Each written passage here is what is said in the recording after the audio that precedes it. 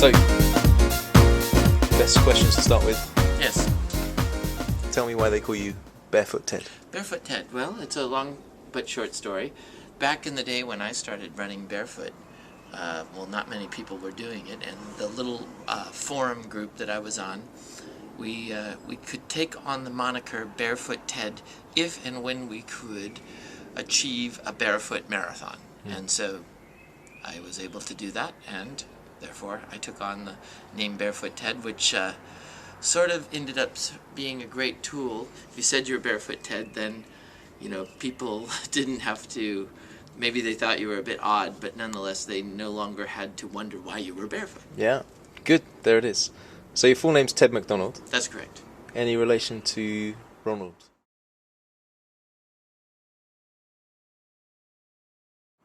Yes. Yes, yeah. Yes, the hamburger empire Yeah, you're yeah, referring yeah, to? Yes, very deep connection.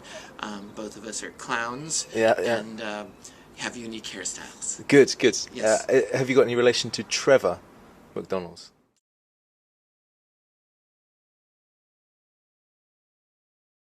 No, do you know Trevor McDonald? Sir Trevor McDonald. Sir Trevor McDonald. Yeah. As far as I know, we are related in the fact that we have recognized ourselves as some sort of royalty. That is good. That is good. I think you're correct. There's definitely some kind of link there. Good. So, how do you view the benefits of Vibram Fivefingers over normal running shoes? What would be your kind of key points? Well, in my case, being one of the first people to sort of recognize the Fivefingers as the perhaps ideal running shoe, if you're to wear a shoe, my early experience with them was after having run for 2 years entirely barefoot, or more or less only barefoot, and the thing that struck me right away was how it really allowed me to feel very much like I was barefoot, but with a little bit of extra protection that I felt that I was going to need in order to run some of the 100-mile trail races I was interested in running. So I think that ultimately, after you've learned how to run barefoot and you wear or go over a terrain barefoot and then with Fivefingers, they offer quite a bit of protection, yet at the same time it seems to me the biomechanics are quite the same.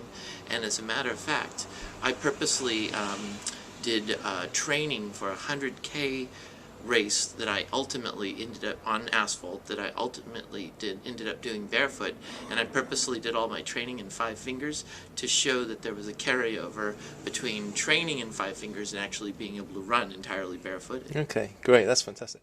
And so, do you see that there are some benefits to the Fivefingers over going barefoot in some instances? Yes, I think that one of my, even though I really encourage people to learn how to master running barefoot, and I particularly encourage them to be able to run on hard surfaces and learn how to really understand the feeling that's going through their bodies. There are many circumstances, for example, running at night, running in territory that you're unfamiliar with, running on territory that's terrain that's more complex or has a lot of like little broken rocks, or even as much as feeling is important in running, you don't need to feel every rock, bramble, and piece of glass. And I think that peace of mind is useful. I think having footwear also, there's a psychological or social stigma that you can at least overcome, which I think is powerful and may be a hindrance to people, a bigger hindrance than even after they've been convinced biomechanically, human evolutionary history, and even personal testimonials from friends and family. I think the idea of being barefoot in and of itself may be a bigger hurdle for some. So having some footwear, I think, it plays that role too. Yeah.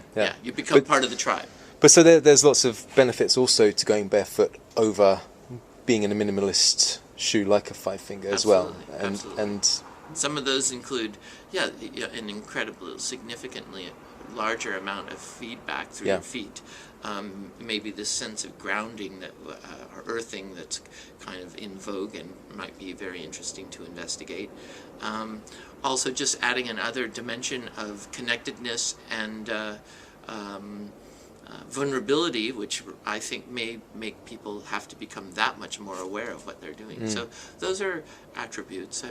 And so, obviously, you've developed a sandal brand. Can you tell me a bit more about that and your thinking behind that? Lunar Sandals? Yeah. Well, in 2006, when I went down to run the Copper Canyon the first year, that's the year that is highlighted in the book Born to Run. During that time, Manuel Luna, who happens to be one of the more famous Tarahumara runners who has traveled out of the canyons to run in Leadville and whatnot, he befriended me and actually made me my first pair of sandals and taught me how to wear them.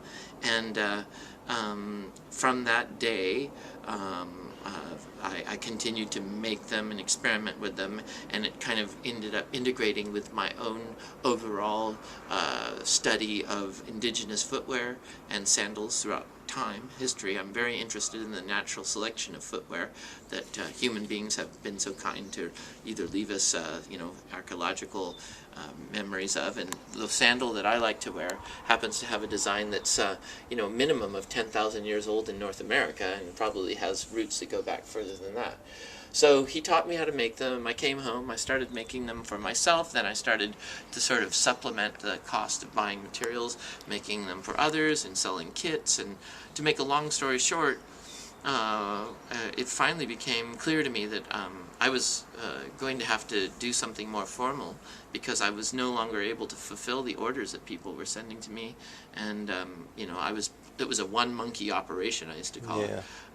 Sometime last year, I got some young partners to help me, and so we're in the process of continually innovating, coming up with new and interesting materials for the sandal soles, and new and interesting materials for the lacing. And it's a kind of, for me, become the most interesting personal expression that I can share with others, that I think is bringing just yet another tool in the toolkit of running and movement that connects us with our past history.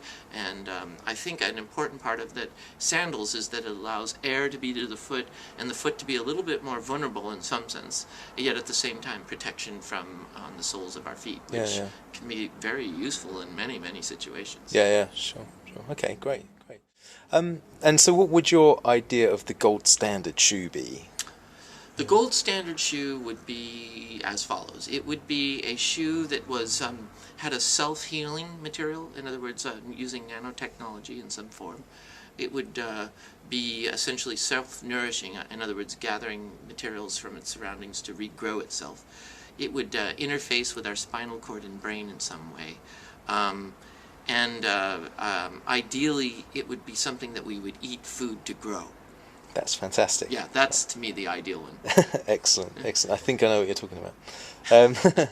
So, moving on to running and races, have you got any top tips in terms of preparing for an ultra or a longer duration race like that? I mean, don't do it. No. Don't do it. Yeah. Well, my typical mantra that carries over into both people starting out to barefooting, and I think it would apply to preparing for a race, is this concept I like to call orchard growing versus fast food. I really think that you should take time and care to develop your capacity as a runner, particularly as a barefoot or minimalist runner, making the assumption that you've been coming from, in some cases, a differently abled kind of style of movement, and orchard growing being the idea that you prepare carefully and strategize in incrementally preparing yourself slowly but surely to getting a strong, healthy tree, which then will provide you fruit for the rest of your life, as opposed to just buying or coming up with whatever the newest and coolest marketing ploy of being able to make you run well. So taking that stance, I think if you incrementally develop yourself, you should consider yourself to be spending a year, perhaps two, for even getting yourself prepared to be able to do your first ultra, particularly if it's something that's new to you.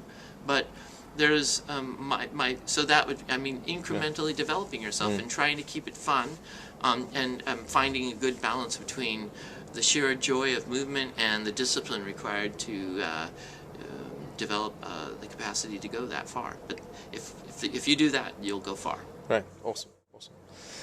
Have you got any top tips for particularly rugged terrain? What would you say if someone needs to go out over quite rugged terrain, or that they know they're going to be racing in that kind of an environment, but they want to be barefoot or minimalist? Is there anything that you would advise? Avoid it at all cost. But yeah. If that's not a possibility, then I think that what you should, if you want to be prepared for the worst, and also, but at the same time, able to, well, number one is to get some, before race day, if at all possible, get a chance to explore the territory that you're going to be running on. That makes all the difference. Sometimes surprises are fun, sometimes not so much. And the other thing is, if you're choosing to start a race barefoot that you're unfamiliar with, well, carry some Fivefingers or some sandals or something with you, so that if you had to, you could go to them in a pinch. And the Fivefingers and other minimalist footwear is more often than not easy enough to carry. So that might be a good rule. And part of my strategy for hanging in or doing a long race is maintaining kind of a light-footedness throughout the entire race. So ultimately, it shouldn't be a matter of how much your foot can endure in the sense of it breaking down or being injured, but really how long you can stay light. So I think that's the real key. Okay, great. Do you perceive that there are emotional, mental, or indeed spiritual benefits to running? Absolutely. I think that there must be, and indeed I believe it's probably by this point being more and more proven, let's say by research, there's got to be some benefit to actually operating the body in a way that it's essentially been evolved to handle. And so I think just like a hunting dog doesn't do so well if you don't let it run and you don't feed it what it's been eating and keep it indoors all the time, just a human being in the same way, not being able to operate in its fundamental capacity ends up losing a lot of satisfaction in living. And I think simple movement itself, being out of doors, learning how to operate the equipment in a smooth and gentle way, really invigorates and oxygenates the blood. It mobilizes the entire body. I think it's a terrific overall body exercise, essentially. And I think for me, the goal of running is health and pleasure, which to me is the reduction of suffering in the mind and body, and in a sense is a kind of a spiritual thing. And when you've reduced suffering in your mind and your body, that place you get allows you to celebrate your very being. And for human beings, that celebration is often expressed in running, and it ends up being not only a survival, but an expression of thriving, I think. Yeah, great. Let me just see what's here. I think what might be good at this point is just if we do some book signing, but I might even film a couple of your book signings. Sure. And I might ask one or two more questions as we go. Okay. Would you like me to hold them open for you? No. You good? Good. That's fantastic. How do you? Because when you do things like the Leadville 100, you have to run in the dark. Yeah, that's right. How do you do that? I mean, do you think that being barefooted gives you an advantage, or minimal? Do you think that the ability to feel in the dark the trails, or do you think it's a disadvantage in the dark? Well, I think that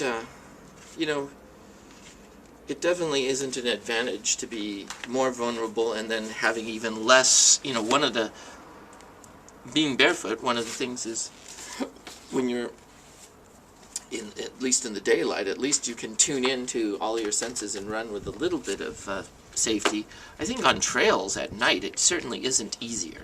Yeah. And matter of fact, it kind of is nice to have. That's where my first. That's the reason I was so happy when I found the Fivefinger. It was really kind of something that I was really worried about. How am I going to be able to handle running on hardcore trails at night without some kind of protection? And none of the other footwear that I'd been testing was either adequate or didn't really feel like barefoot or couldn't hold up to the abuse of running on such terrain. Yeah. So Fivefingers became the one. And so, yeah, I think that in some sense, running at night in an environment that you're not familiar with, it can be. Now, on some level, I mean, I've heard of people who have had epiphanies while running in situations where they normally wouldn't run without shoes, and then for some reason they had to. It was night. They let themselves go, and they just tuned into their body real well, and they were able to do it without any problem. Yeah. It's just that, in a 24-hour or a situation where you're running in the mountains by yourself, or you're having very strict deadlines for how long you can take to get to whatever you're trying to do, it certainly ends up being nice to be able to sort of take the edge off of. It really takes it as much as it allows so many of us to find the most efficient, smoothest way to run. Running in bare feet in environments that are more difficult terrain really does take a lot more energy to stay light on your feet, and just to tone that down a little bit often adds significantly to the enjoyment and safety of running. And as you get tired, it's harder to be as light on your feet, for example. And so, and I think ultimately, it plays a role in adding some protection and comfort in difficult terrain at night, for sure. And could you just sort of finish off by telling us your philosophy about the ultra races, particularly when you do 100 miles, and how that relates to your life in general?